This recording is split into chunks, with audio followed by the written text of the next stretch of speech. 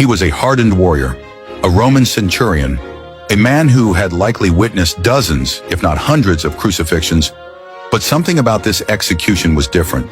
Something pierced through the armor of his experience, pride, and indifference. Jesus of Nazareth was hanging on a Roman cross, beaten, bloody, mocked, nailed between two criminals. For 6 long hours he suffered. Then darkness fell over the land. At noon, the sun disappeared, the earth trembled, and as Jesus let out a loud cry and breathed his last, something in that moment shattered the centurion's world. This wasn't just a prisoner. This wasn't just another rebel. When the centurion, who stood facing him, saw how he died, he said, "Surely this man was the Son of God." Mark 15:39. The first person to recognize Jesus as divine at the moment of his death wasn't a disciple. It wasn't a priest or a prophet. It was a Roman executioner. The very man presiding over his death became a witness to his glory. He saw how Jesus suffered with dignity, compassion, and power.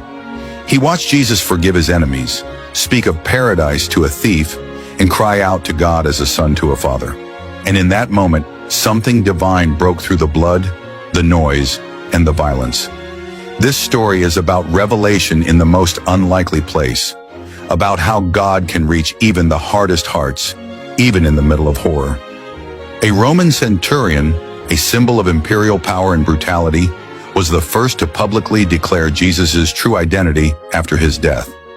It proves that no one is too far gone, too hardened, or too lost to recognize the truth. Never underestimate what God can do in a single moment. Even in your darkest hour, even when it seems like defeat, God is revealing himself. And sometimes the most powerful confessions come from the most unexpected mouths.